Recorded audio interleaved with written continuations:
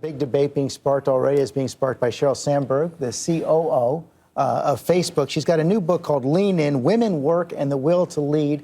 Not even out yet. I guess it's out tomorrow, but it's already made the cover of Time magazine this week, and it captures some of the debate, the flavor of the debate so far. Don't hate her because she's successful. Sheryl Sandberg is going to be on GMA tomorrow, on 60 Minutes tonight, talking about her ideas. They start leaning back. They say, oh, I'm busy. I want to have a child one day. I couldn't possibly, take on any more. Or I'm still learning on my current job.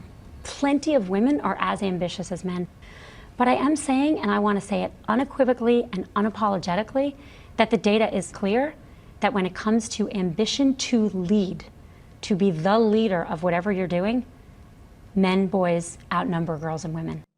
And that is what is setting people off already. Look at some of this reaction. You see some of the headlines. I want to go to you, Congresswoman Schultz. You see Maureen Dowd, pom-pom girl for feminism. Washington Post, Sandberg's Lean In campaign holds little for most women. Forbes, leaning in doesn't fix what's actually broken for working women. She actually asked you to give your Lean In story. And I proudly did so. And just look at the reaction, what the reaction to Sheryl Sandberg's book has done.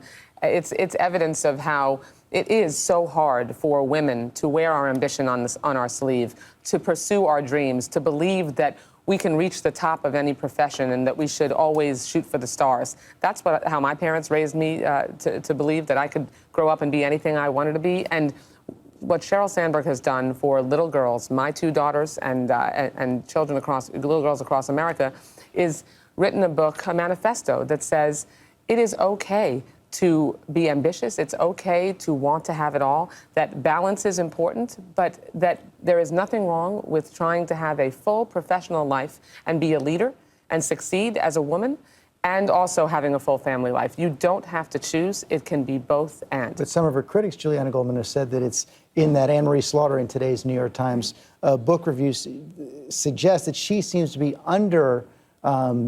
emphasizing the kind of real constraints women feel inside the workplace, institutional constraints. So in 2011, when Sheryl Sandberg gave the commencement address at Barnard College, my alma mater, a bunch of my girlfriends and I, we had for days a running email chain about how empowering this message is. And for someone like myself, I don't have children, I'm not married, but I think about my career and I think about how someday I do want to strike that balance. And so it's so important right now to be able to have role models, women having this discussion like Sheryl Sandberg, like Anne-Marie Slaughter, so that we can think about how we're going to be making choices down the road. I take it there's been a lot of resonance about this phrase she has, don't leave before you leave, which is sort of to take yourself preemptively out of the work. Did that strike a chord with you? Yeah, I mean, I think about, last May getting a call from the White House saying, okay, in 24 hours, you're going to be going on a secret trip to Afghanistan.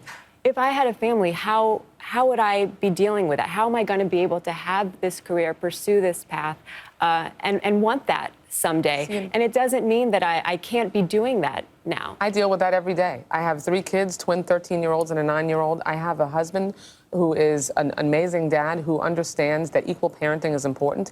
He has an employer, George, that understands that making sure that he is able to have a balanced family life and be there as a professional is important. And those are all, it is a team effort through employers, through parenting, through making sure that our educational process encourages girls as equally as boys, and through girls having role models like Sheryl Sandberg who tell them it is okay to be ambitious and you should go for it when you can. Where do men fit in this debate, George? Well, Sheryl Sandberg says there's an ambition gap, and she sounds a little bit like Professor Henry Higgins saying, why can't a woman be more like a man? Maybe men should be more like women in the sense that they should be more like your husband. I mean, my 4 biggest achievements in life are named John, Jeff, David, and Victoria, the children. And I think we all feel the same way. And when Anne-Marie Slaughter causes a huge national uproar with an article in, I guess, Atlantic saying women can't have it all after all, I have news for her. No one can have it all.